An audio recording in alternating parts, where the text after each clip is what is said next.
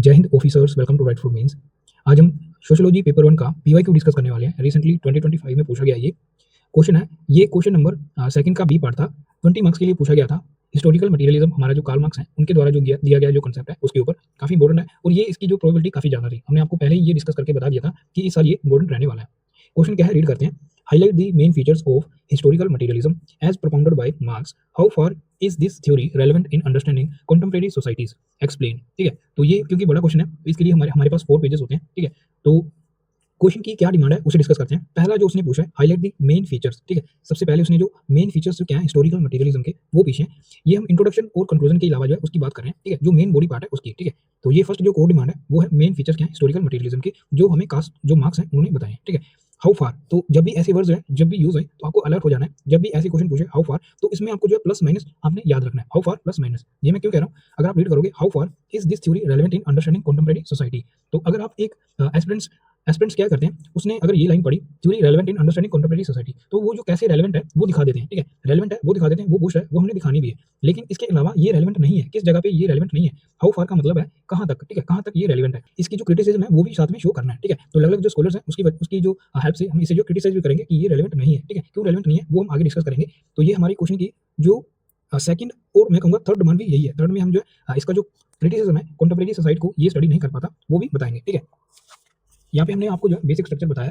पहले हम जो इंट्रोडक्शन लिखेंगे जिसमें हमारा क्या कोशिश रहेगी, हम जो है हिस्टोरिकल जो बैकग्राउंड है वो देंगे, हिस्टोरिकल मटेरियलिज्म बना कैसे। ठीक है, तो कार्ल मार्क्स और हेगल का इसके ऊपर यूपीएससी ने ऑलरेडी क्वेश्चन पूछ रखा है और ये हमने डिस्कस किया था। ठीक है, हम इंट्रोडक्शन में कोशिश करेंगे कि विद इन 35 से 40 वर्ड हम जो है इन दोनों का जो कंपैरिजन है, जो बैकग्राउंड है वो देने की कोशिश करेंगे कि कैसे जो हिस्टोरिकल मटेरियलिज्म है वो डेवलप हुआ। ठीक है, उसके बाद ये मेन बॉडी पार्ट में जो फीचर्स हैं वो बताएंगे।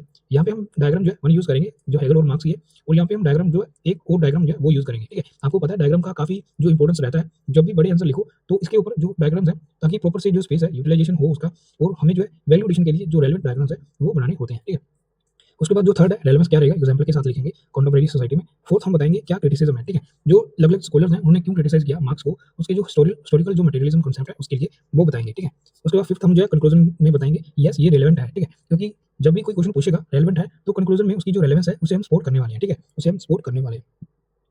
तो ये ओवरऑल हमारी जो अप्रोच रहेगी इसे आंसर करने में वो हमने आपको बता दिया। जल्दी से डिस्कस करते हैं। आप भी हमारे साथ ऐसी जो नोटबुक है उसके ऊपर प्रैक्टिस करने की कोशिश करिए, ताकि आपकी जो प्रैक्टिस है आंसर लिखने में वो साथ ही साथ हो रही। ठीक है, वो साथ ही साथ आपकी हो जाए और जो कंटेंट है वो भी आप बढ़िया से जो है बिल्ड कर पाओ। ठीक है, काफी इंपॉर्टेंट है ये, जल्दी से आंसर करते हैं।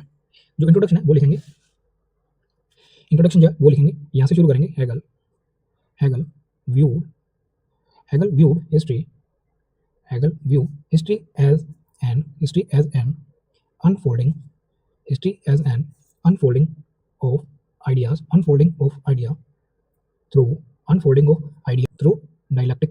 ठीक है, तो उसका जो फोकस था आइडिया के बीच में जो डायलेक्टिक जो चलता है उसकी वजह से जो हिस्ट्री है वो इवॉल्व होता है। ठीक है, तो ये हमने आपको जो पीछे क्वेश्चन डिस्कस किया था उसमें डिटेल में बताया था जब इनका जो कंपैरिजन है दोनों का वो किया था। ठीक है, तो आगे जो कार्ल मार्क्स है उसके बारे में लिखेंगे। Karl Marx inverted Karl Marx inverted this this idealism this idealism जो आइडियलिज्म है इसको उन्होंने जो है मटेरियलिज्म में कन्वर्ट कर दिया। ठीक है, मटेरियलिज्म जो फ्यूबर्ग हैं वो स्कॉलर हैं उनसे इन्फ्लुएंस होकर जो आइडियलिज्म है उसे मटेरियलिज्म के साथ लिंक कर दिया। ठीक है, तो अभी हम जो कीवर्ड्स हैं उन्हें अंडरलाइन कर देते हैं। पहले हम जब भी सोशियोलॉजिस्ट का नेम है बॉक्स में करेंगे, unfolding the ideas through dialectics Karl Marx जो है बॉक्स में करेंगे, inverted this idealism into materialism. तो ये स्टेटमेंट है काफी इंपॉर्टेंट है, इसे हम अंडरलाइन करेंगे। तो लिखेंगे आर्गिंग आर्गिंग अभी जो हिस्टोरिकल मटेरियलिज्म उसे एक्सप्लेन करने वाले हैं। In short arguing that material material conditions especially material conditions especially the mode of the mode of production दो mode of production काफी इंपॉर्टेंट है ये mode of production बॉक्स में करेंगे, मटेरियल कंडीशन को अंडरलाइन करेंगे, मोड ऑफ प्रोडक्शन कोमा ये क्या करता है सोसाइटी को शेप करता है। ये सोसाइटी इसकी वजह से जो सोशल ट्रांसफॉर्मेशन है सोशल जो चेंज है वो होता है। ठीक है, सोसाइटी तो ये शेप करता है सोसाइटी को, ये मार्क्स का मानना था। अभी इसकी जो रेलेवेंस है वो बताएंगे this perspective known for historical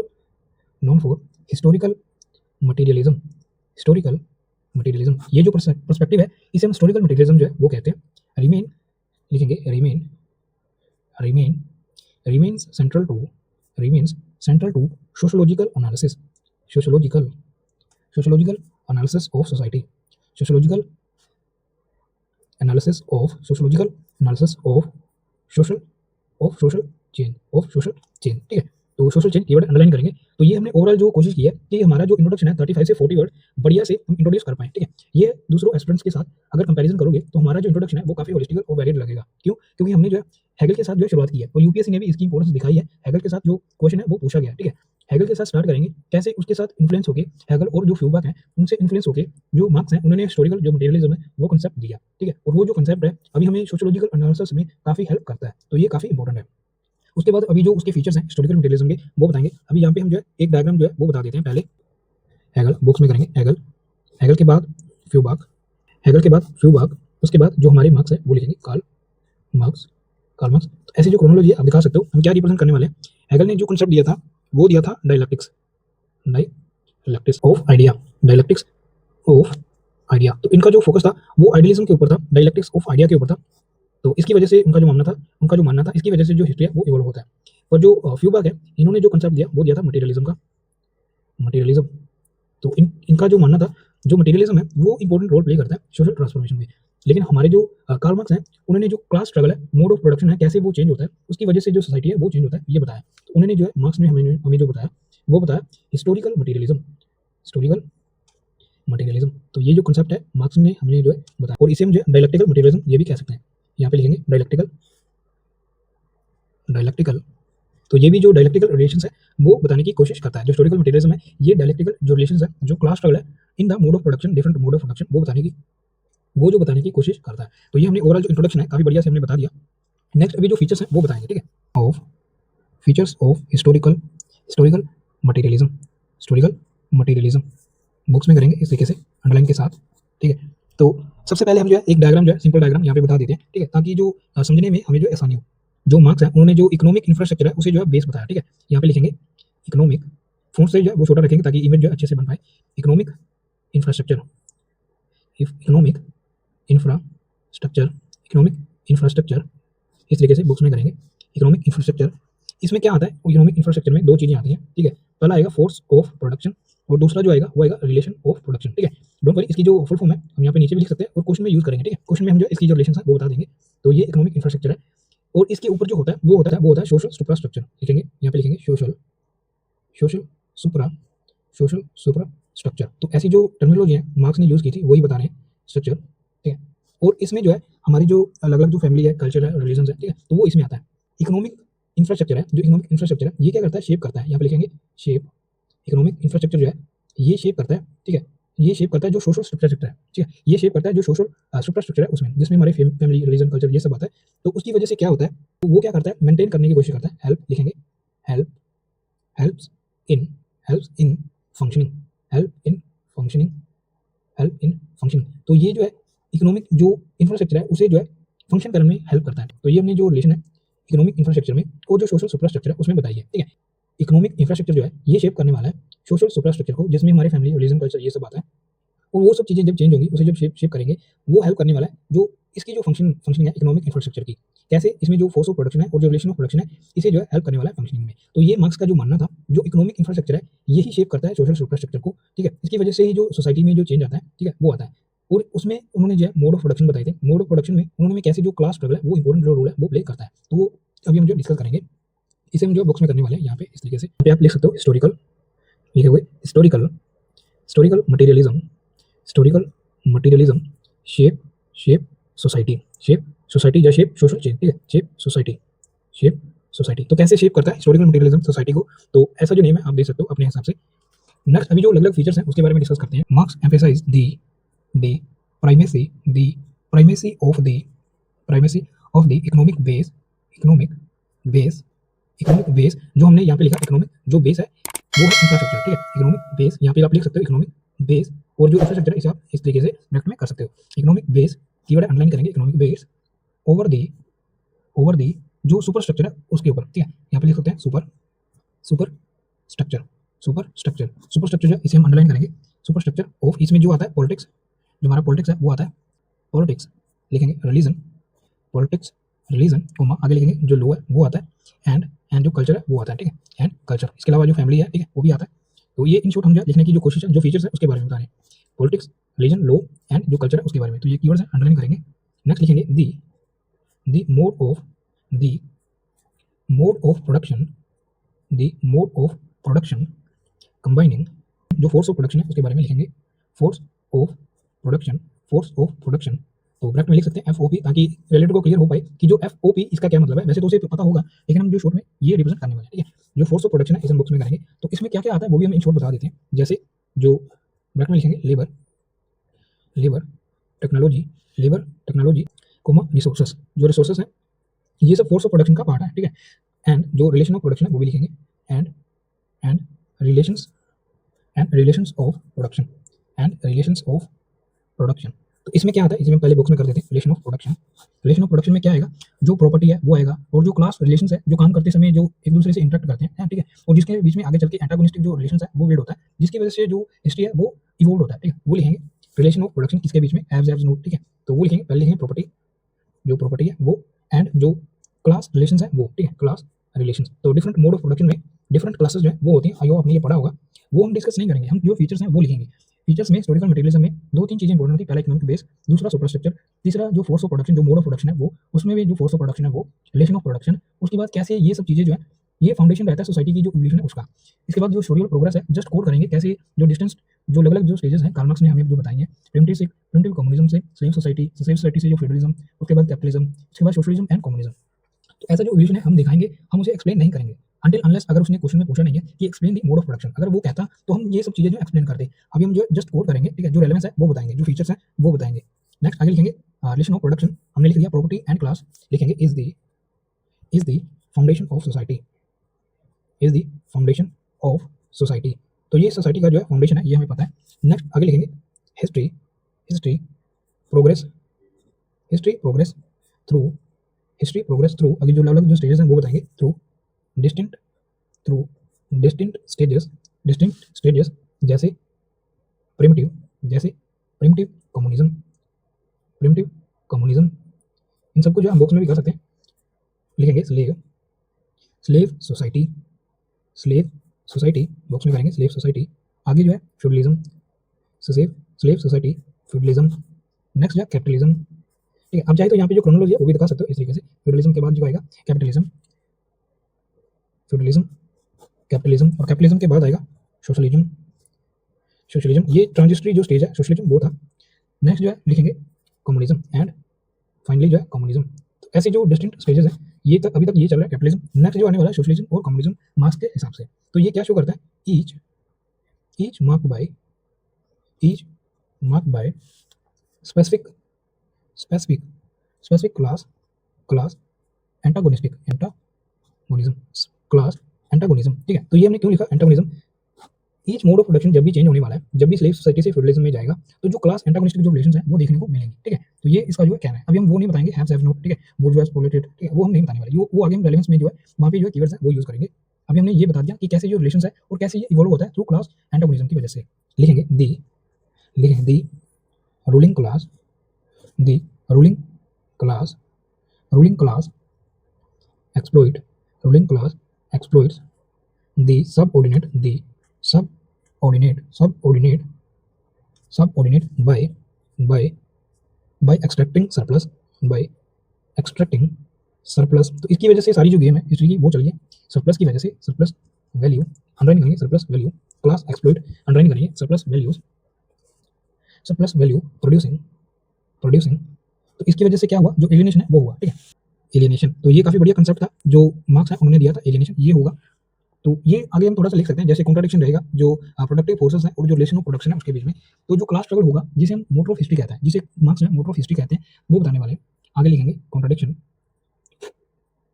लिखेंगे contradiction, contradiction between, contradiction between productive, between productive forces, between productive forces and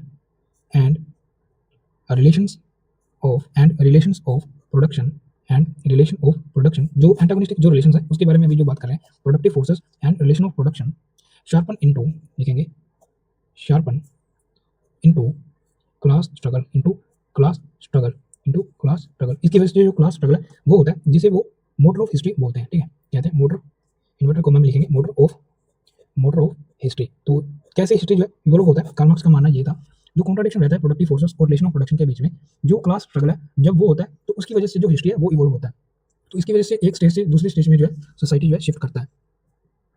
तो ये सब क्यों होता है? जब व्हेन यहाँ पे लिख सकते हैं जो एक कंडीशन उन्होंने दी थी, when when oppressed when oppressed attain when oppressed attain class consciousness. काफी बढ़िया जो कीवर्ड है आपने कोड करना है, क्लास कॉन्शियसनेस, क्लास कॉन्शियसनेस। जब उन्होंने क्लास जो कॉन्शियस है, जो ट्रू क्लास कॉन्शियसनेस है, जब वो आ जाएगा तो वो क्या करेंगे, वो रिवोल्यूशन करेंगे। तो उसकी वजह से जो स्ट्रक्चर है सोसाइटी का, जो स्ट्रक्चर है वो चेंज हो जाएगा। लिखेंगे रेवोल्यूशन, रेवोल्यूशंस को मत लिखेंगे revolution, restructure society, restructure restructure society, restructure society, leading to new new relation of production, new relation new relations of production. जो आरओपी है वो नए मोड ऑफ प्रोडक्शन में, नए रिलेशन ऑफ प्रोडक्शन में चेंज हो जाएगा। ठीक है, तो ये हमने बता दिया। जो रिवोल्यूशन है वो होगा और उसकी वजह से रीस्ट्रक्चर होगा सोसाइटी का। तो ये हमने जो मेन फीचर है और जो हिस्टोरिकल मटेरियलिज्म का पूरा बैकग्राउंड है, जो थ्योरी है, वो हमने बता दिया। ठीक है, नेक्स्ट अभी इसकी जो रेलेवेंस है, यू उसने क्वेश्चन में पूछा वो बताएंगे। यहाँ पे लिखेंगे, हेडिंग देंगे रेलेवेंस इन कॉन्टेम्परेरी सोसाइटीज। तो क्या कैसे इसकी जो रेलेवेंस है वो बताने वाले हैं, इस तरीके से बॉक्स में करेंगे अंडरलाइन के साथ। ठीक है, provides tools to analyse global capitalism global capitalism today, global capitalism today. तो जो ग्लोबल कैपिटलिज्म कैसे काम कर रहा है उसे एनालाइज करने के लिए ये एक बढ़िया जो टूल है वो मार्क्स ने हमें जो बताया। ठीक है, global capitalism today. Next explain करेंगे मल्टीनेशनल जो कंपनीज है उसके बारे में लिख सकते हैं। मल्टीनेशनल जो कंपनीज है वो लिख सकते हो, मल्टीनेशनल जो कॉर्पोरेशन है वो लिख सकते हो। लाइक अमेजोन की कोई एग्जांपल है वो देने वाले हैं। अमेजोन को हम जो बॉक्स में करेंगे। ठीक है, कोई भी कंटेम्परेरी पूछा तो ऐसे जो एग्जांपल्स है कैपिटलिज्म में वो हम देने वाले हैं। अमेजोन लिखेंगे reorganise labour and markets reflecting ये क्या करता है, दी reflecting the dominance of capitalism, capitalist mode of production। इससे हमें जो है साफ साफ ये दिखता है, जो मार्क्स ने कहा था जो डोमिनेंस है अभी कंटेम्परेरी सोसाइटी में वो कैपिटलिज्म का रहने वाला है। कैपिटलिज्म जो मोड ऑफ प्रोडक्शन है उसका रहने वाला है। ठीक है, तो वही जो है रिकॉग्नाइज करते हैं लेबर एंड मार्केट में जो कंट्रोल कर रहा है वो है capitalist mode of production. Next आगे और लिखेंगे अभी जो इनइक्वालिटी है जो उन्होंने हाईलाइट किया था अपने हिस्टोरिकल मटेरियलिज्म में, कैसे जो ब्यूर्जुआस और पोल्यूटेड है उनके जो रिलेशन है उनमें जो कॉन्फ्लिक्ट है वो अभी भी चल रहे हैं, वो बताएंगे। लिखेंगे persistent inequalities and protest such as। अभी यहाँ पे आप जो है जो प्रोटेस्ट जो न्यूज़ में होगा काफी हाईलाइट होगा तो उसका नाम दे सकते हो। अभी हम यहाँ पे लिखने वाले ऑक्यूपाई वॉल स्ट्रीट। तो ये प्रोटेस्ट है। ठीक है, तो ऐसे जो प्रोटेस्ट हैं आप हाईलाइट कर सकते हो, जो ये शो करते हैं, ये हाईलाइट करते हैं कि जो कॉन्फ्लिक्ट है अभी भी मौजूद है, जो बोर्जुआस और प्रोलेटेरिएट है, जो मार्क्स कहते थे बिल्कुल सही कहते थे। ठीक है, protest such as Occupy Wall Street. ठीक है, लिखेंगे आगे लिखेंगे हाईलाइट। तो ये हाईलाइट करता है एंड्योरिंग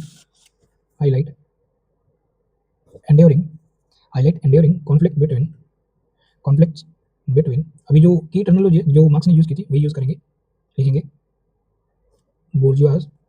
ठीक है, बॉक्स में करेंगे बोर्जुआस एंड प्रोलेटेरिएट एंड प्रोलेटेरिएट। ठीक है, तो ये अभी भी जो एंटागोनिस्टिक जो रिलेशंस है इनके बीच में चल रहा है, ये हाईलाइट करता है जो इनइक्वालिटीज है वो अभी भी है। ठीक है, परसिस्टेंट इनइक्वालिटी प्रोटेस्ट। ठीक है, such as Occupy Wall Street highlight the enduring conflict between bourgeois and proletariat. ठीक है, तो ये काफी बढ़िया वैसे हमने जो कंटेम्परेरी सोसाइटी है उसके साथ लिंक कर दिया। नेक्स्ट आगे एक दो एग्जांपल है वो दे देंगे, जैसे एनवायरमेंटल जो मूवमेंट्स है वो भी कहीं ना कहीं जो कॉन्ट्रडिक्शन है कैपिटलिस्ट जो अकोमोडेशन है और जो इकोलॉजिकल सस्टेनेबिलिटी है उसके बीच में रहता है, तो वो भी हम आगे लिखेंगे एनवायरमेंटलिस्ट मूवमेंट। नीचे लिखेंगे एनवायरमेंटल मूवमेंट, कीवर्ड है ऐसे बॉक्स में करेंगे। एनवायरमेंटल जो मूवमेंट है ये क्या करते हैं, हाईलाइट also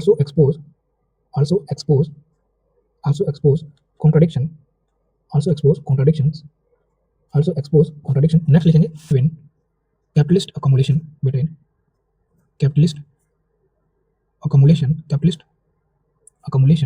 इसे हम बॉक्स में करेंगे। कैपिटलिस्ट accumulation काफी बढ़िया कीवर्ड है। एंड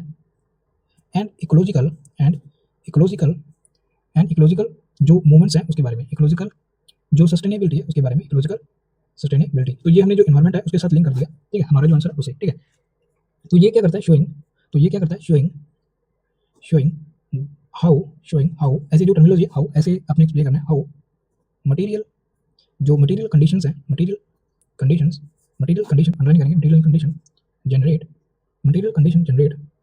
कलेक्टिव मोबिलाइजेशन, जो मोबिलाइजेशन है रिसोर्स का वो हो रहा है, ठीक है, कलेक्टिव जो मोबिलाइजेशन है वो हो रहा है। तो ये हमने जो है जो रेलेवेंस है वो वहाँ पे हम जो ये पॉइंट है ऐड कर रहे हैं। आगे एक पॉइंट जो है ग्लोबलाइजेशन वाला जो पॉइंट है, क्योंकि कंटेम्प्रेरी सोसाइटी पूछा है तो हम जो रिसेंट एग्जांपल है जो एआई चल रहा है डिजिटल इकोनॉमिक्स के बारे में भी बात करने वाले हैं। लिखेंगे डिस्पाइट, आगे लिखेंगे डिस्पाइट न्यू डायनेमिक्स, तो ऐसी जो की टर्मिनोलॉजी है सोशियोलॉजी की वो यूज करनी है। New dynamics like globalisation, digital economics keyword underline करते चलेंगे, डिजिटल इकोनॉमिक्स एंड कॉमा देख लिखेंगे, एंड जो आइडेंटिटी पॉलिटिक्स है उसके बारे में लिखेंगे, आइडेंटिटी पॉलिटिक्स। तो ये क्या करते हैं, Marx identity politics keyword underline करेंगे, Marx framework still links economy, जो इकोनॉमी है उसे इकोनॉमिक पावर एंड सोशल जो ट्रांसफॉर्मेशन है उसमें उसके बीच में जो लिंक है वो काफ़ी बढ़िया वे से जो मटेरियल कंडीशंस की हेल्प से हम जो एक्सप्लेन कर सकते हैं। तो ये मार्क्स का जो फ्रेमवर्क है वो अभी भी हेल्प कर रहा है, सोशल जो ट्रांसफॉर्मेशन हो रहा है और पावर का, इकोनॉमी का, ये हमें बढ़िया वे से समझा रहा है, ठीक है। ये इसकी जो ओवरऑल रेलेवेंस है कंटेम्प्रेरी सोसाइटी में वो हमने बता दी, ठीक है। तो काफ़ी बढ़िया वे से हमने जो है ये एक्सप्लेन कर दिया। अभी हमारे पास ये स्पेस है और हमने 4 पेजेस पे करना है, यहाँ पे हमारे पास अभी स्पेस है, तो अभी हम इसका जो क्रिटिसिज्म है कोशिश करेंगे, ठीक है, 20 से 25 वर्ड में इसे जो खत्म कर दें। तो यहाँ पे अभी जो हेडिंग देंगे यहाँ पे लिखेंगे क्रिटिसिज्म, ठीक है, स्पेस जो वेस्ट नहीं करेंगे, ठीक है, यहीं से शुरू कर देंगे, ठीक है, यहीं से लिखेंगे पोपर, जो कार्ल पोपर है और जो डैरेनड्रोफ है, इन्होंने क्रिटिसाइज किया था हिस्टोरिकल मटेरियलिज्म को, ठीक है। तो वो लिखेंगे कार्ल पोपर शॉर्ट में लिखेंगे पोपर एंड डैरेनड्रोफ। तो ये आप जब भी मार्क्स का क्रिटिसिज्म करना हो तो इन दो जो पर्सनैलिटीज हैं इन्हें आप जो यूज करते हो, इन्हें जो स्कॉलर है इन्हें आप यूज कर सकते हो। क्रिटिसाइज हिस्टोरिकल मटेरियलिज्म, क्यों इन्होंने क्रिटिसाइज किया historical materialism, for being unscientific. पहला तो जो उन्होंने रीजन बताया वो बताया ये अनसाइंटिफिक है, अंडरलाइन करेंगे अनसाइंटिफिक। दूसरा उन्होंने बताया ये इकोनॉमिकली जो डिटर्मिनिस्ट है वो है, ठीक है। तो आप लिख सकते हो इकोनॉमिक डिटर्मिनिस्ट, सीधा लिख देंगे डिटर्मिनिस्टिक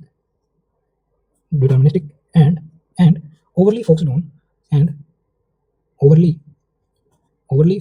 ऑन, इसका जो ज़्यादा फोकस जो है वो रहता है इकोनॉमिक फैक्टर उसके ऊपर, इकोनॉमिक फैक्टर्स कीवर्ड अंडरलाइन करेंगे। Argued that social change is more complex and cannot be solely explained by class struggle and material condition, ठीक है। तो इनकी वजह से तो सिर्फ क्लास स्ट्रगल और मटेरियल कंडीशन को यूज करते हुए हम जो है एक्सप्लेन नहीं कर सकते। इसके अलावा अगर आपको स्पेसिफिकली जो क्रिटिसिज्म पूछे तो आप जो है वेबर का एग्जांपल भी दे सकते हो, कैसे उन्होंने जो है प्रोटेस्टेंट एथिक्स है उसकी मदद से ये शो किया कि जो रिलीजन है, जो रिलीजियस जो वैल्यूज है, जो एथिक्स है वो भी कहीं ना कहीं सोशल चेंज में कंट्रीब्यूट करता है, ठीक है। तो उसकी वजह से भी जो कैपिटलिज्म है वो आता है, ठीक है, उसकी वजह से जो हिस्ट्री है वो इवॉल्व होता है। तो इसके अलावा भी आगे जो आप देखते हो, ठीक है, जो फिनोमिनोलॉजी है, एथनोमेथोडोलॉजी है और जो नॉन पॉजिटिविस्ट है उनकी भी अप्रोच जो है आप यहाँ पे बता सकते हो, ठीक है, तो कैसे जो हिस्ट्री है वो इवॉल्व होता है। नेक्स्ट अभी हम जो कंक्लूड करेंगे, डिस्पाइट क्रिटिसिज्म लिखेंगे हिस्टोरिकल मटेरियलिज्म remains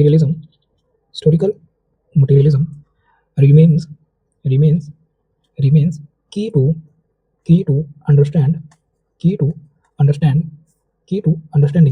exploitation क्यों हो रहा है, ये इसका जो रीजन है काफी बढ़िया वे से एक्सप्लेन करता है। एक्सप्लोइटेशन जो इनइक्वालिटी है उसे अंडरस्टैंड करने में हेल्प करता है, एंड जो सोशल ट्रांसफॉर्मेशन हो रहा है उसका जो एक बड़ा फैक्टर इकोनॉमिक जो मोड ऑफ प्रोडक्शन है उसका जो है काफी हेल्पफुल रहता है, ठीक है, एंड सोसाइटल ट्रांसफॉर्मेशन। तो ऐसे जो शॉर्ट में विद इन 15 से 20 वर्ड आप जो है अपनी स्पेस के हिसाब से कंक्लूड कर सकते हो ट्रांसफॉर्मेशन, ठीक है। तो despite criticism historical materialism remain key to understanding exploitation inequality social transformation, ठीक है। तो ये था कंप्लीट आंसर, आई होप आपको ये अच्छा लगा होगा। जल्दी से क्विक रिकैप करते हैं हमने क्या लिखा। पेपर 1 का जो पीवाईक्यू डिस्कस किया 2025 में भी पूछा गया है, क्वेश्चन नंबर 2 का बी पार्ट था, मेन फीचर हिस्टोरिकल मटेरियलिज्म के पूछे थे और ये पूछा था कैसे कितनी हद तक ये जो रेलेवेंट है कंटेम्प्रेरी सोसाइटी को अंडरस्टैंड करने के लिए, 20 मार्क्स के लिए पूछा था। पहले हमने जो बैकग्राउंड है उससे स्टार्ट किया। हेगल का जो व्यू था हिस्ट्री को लेके वो बताया, कैसे जो आइडियाज़ होते हैं उनके डायलेक्टिक्स की वजह से जो हिस्ट्री है वो इवॉल्व होता है। लेकिन मार्क्स जो है उन्होंने बताया कि जो आइडियलिज़्म है वो नहीं, जो मटेरियल कंडीशन है, जो मटेरियलिज़्म है उसकी वजह से जो हिस्ट्री है वो इवॉल्व होता है। ठीक है? उन्होंने आर्ग्यू किया कि मटेरियल जो कंडीशंस है, स्पेशली जो मोड ऑफ प्रोडक्शन है वो शेप करता है सोसाइटी को। तो उनका जो पर्सपेक्टिव रहा है हिस्टोरिकल मटेरियलिज़्म वो सेंट्रल रहा है sociological analysis of social change में। तो ये हमने एक्सप्लेन किया, जो रेलेवेंस है वो भी साथ में बताया। यहाँ पे हमने एक शो डायग्राम है वो यहाँ पे बताया। हेगल ने जो डायलेक्टिकल जो मेथड है वो बताया, डायलेक्टिक्स ऑफ आइडियाज़। जो फ्यूबर्ग है उन्होंने जो बताया मटेरियलिज़्म। तो इन दोनों से इन्फ्लुएंस होके जो आइडियाज़ को हटा के जो मटेरियल डायलेक्टिक्स है वो मार्क्स ने यूज़ किया। तो ठीक है, इन्होंने जो डायलेक्टिकल मटेरियलिज़्म है वो कांसेप्ट मार्क्स ने दिया। तो वही कांसेप्ट उन्होंने यूज़ किया हिस्टोरिकल मटेरियलिज़्म में। नेक्स्ट फीचर्स पूछे थे हिस्टोरिकल मटेरियलिज़्म के क्या है वो बताने थे। उससे पहले हमने जो एक डायग्राम बताया जिसमें हमें जो इकोनॉमिक बेस है, जो इंफ्रास्ट्रक्चर है वो बताया, कैसे ये शेप करता है सोशल सुपरस्ट्रक्चर को, जिसमें फैमिली, रिलीजन, लॉ, कल्चर ये सब आता है और ये हेल्प करता है फंक्शनिंग में इकोनॉमिक बेस के। ठीक है? तो इनका जो रिलेशंस है जिसकी वजह से जो सोशल ट्रांसफॉर्मेशन होता है और जो एक कह लो जो साइकिल है वो चलता रहता है। ठीक है? तो इसमें जो क्लास स्ट्रगल है वो मोड रहता है हिस्ट्री का। यहाँ पे इकोनॉमिक बेस में फोर्स ऑफ प्रोडक्शन होता है और रिलेशन ऑफ प्रोडक्शन होता है। इनके बीच में जब एंटागोनिस्टिक जो रिलेशंस होता है, ठीक है? इनके बीच में जब एंटागोनिस्टिक रिलेशन होता है तो ये चेंज करता है सोसाइटी को, और जो सोसाइटी है उसकी फंक्शनिंग में इसके ऊपर चेंज आता है। ठीक है? तो ये रिक्वायरमेंट के हिसाब से ऐसा जो चेंज है ये चलता रहता है। हिस्टोरिकल मटेरियलिज्म शेप करता है सोसाइटी को। उसके बाद जो फीचर्स हैं हमने बताया, उन्होंने जो प्रीमेसी दी वो दी इकोनॉमिक बेस को और सुपरस्ट्रक्चर को, जिसमें पॉलिटिक्स, रिलीजन और लॉ ये सब आता है। मोड ऑफ प्रोडक्शन में जो हमने पहले बताया, मोड ऑफ प्रोडक्शन में जो फोर्स ऑफ प्रोडक्शन है जिसे हम एफओपी बोलते हैं, लेबर, टेक्नोलॉजी, रिसोर्सेज ये आता है। उसके बाद जो रिलेशन ऑफ प्रोडक्शन है उसमें जो प्रॉपर्टी और क्लास रिलेशंस है वो आता है। ये फाउंडेशन है सोसाइटी का, ये उन्होंने बताया जो फीचर्स हैं उसमें। उसके बाद उन्होंने बताया कैसे जो हिस्ट्री है वो प्रोग्रेस करता है। अलग-अलग जो स्टेजेस हैं, primitive communism, slave, feudalism, capitalism, socialism and communism. तो ये ईच जो स्टेज उन्होंने बताई है, ये क्लास एंटागोनिज्म है उसकी वजह से इवॉल्व होता है। तो ईच स्टेज अगर स्लेव से फ्यूडलिज्म में जाएगा या फ्यूडलिज्म से कैपिटलिज्म में जाएगा तो क्लास एंटागोनिस्टिक जो रिलेशंस है, जो इनके बीच में फोर्स ऑफ प्रोडक्शन और रिलेशन ऑफ प्रोडक्शन के बीच में, इसकी वजह से ये चेंज होता है। ठीक है?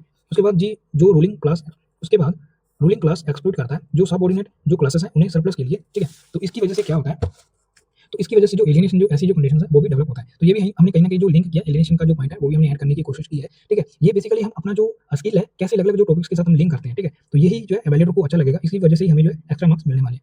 नेक्स्ट जो है contradiction between productive forces and relations of production, ये शार्प करता है क्लास स्ट्रगल को। इसे हम मोड ऑफ हिस्ट्री कहते हैं। नेक्स्ट जो ओप्रेस्ड है वो क्या करते हैं, जब उनके पास क्लास कॉन्शियस आ जाता है, ट्रू क्लास कॉन्शियस जब उनके अंदर जो डेवलप हो जाता है तो तब जो रिलेशन जो स्टार्ट हो जाता है। तो वो रिस्ट्रक्चर करता है सोसाइटी को। ये लीड करता है रिलेशन ऑफ प्रोडक्शन को। तो ये लीड करता है नई जो रिलेशन ऑफ प्रोडक्शन है उसे डेवलप करने में। क्या रेलेवेंस है वो बताया। प्रोडक्टिव टूल है, ग्लोबल कैपिटलिज्म जो है उसे अंडरस्टैंड करने के लिए आज जो चल रहा है। मल्टीनेशनल जो कंपनीज हैं जैसे अमेज़न होगा, वो रिकॉग्नाइज करता है लेबर एंड जो मार्केट्स हैं उसे। ये रिफ्लेक्ट करता है जो अभी कैपिटलिस्ट जो मोड ऑफ प्रोडक्शन है इन कंटेम्परेरी साइड वो अभी डोमिनेट कर रहा है। परसिस्टेंट इनक्वालिटी है इन प्रोडक्ट है, ये हाईलाइट करता है कि जैसे एग्जांपल में लिखा है ऑक्युपाई वॉल स्ट्रीट, ये हाईलाइट कर रहा है जो कॉन्फ्लिक्ट है बोर्जुआस और प्रोलेटारिएट उनके बीच में चल रहा है। ठीक है? तो यहाँ पे आप एलियनेशन जो कंडीशन है कहीं न कहीं वो भी ऐड कर सकते हो। एनवायरमेंटल मूवमेंट वो भी एक्सपोज कर रहा है कॉन्ट्रडिक्शन को। तो एनवायरमेंट मूवमेंट है वो भी जो है शो कर रहा है between capitalist accommodation and ecological sustainability. ठीक है? तो इनके बीच में जो एंटागोनिस्ट जो रिलेशन है, बेसिकली यहाँ पे जो रीजन बता रहे हैं कैसे जो गोल रहता है, कैपिटलिस्ट गोल रहता है, कैपिटलिस्ट जो अकोमोडेशन है उस गोल की वजह से जो इकोलॉजिकल सस्टेनेबिलिटी है ये चैलेंज होता है। ठीक है? तो ये जो है यहाँ पे एक मार्क्स जो है काफी रेलेवेंट है, ये शो कर रहा है मटेरियल कंडीशन जो है जनरेट करता है कलेक्टिव मोबिलाइजेशन। ठीक है? तो हर कोई जो है रिसोर्स को मोबिलाइजेशन करने की जो कोशिश है वो कर रहा है। तो यहाँ पे जो है मार्क्स काफी रेलेवेंट है। उसके बाद जो डायनेमिक्स, जैसे डायनेमिक्स में हमने बताया जैसे ग्लोबलाइजेशन हो गया, डिजिटल इकोनॉमिक्स हो गया, आइडेंटिटी पॉलिटिक्स हो गया, वहाँ पे एक मार्क्स का जो फ्रेमवर्क है वो लिंक करता है कैसे इकोनॉमिक पावर और जो सोशल ट्रांसफॉर्मेशन है जो हमने डायग्राम में बताया ये काफी इंटरलिंक है। ठीक है? एक दूसरे की फंक्शनिंग में काफी हेल्प करते हैं, ये हमने बताया। उसके बाद जो क्रिटिसिज्म है पोपर और डेंड्रॉफ की जो क्रिटिसिज्म है वो हमने यूज किया।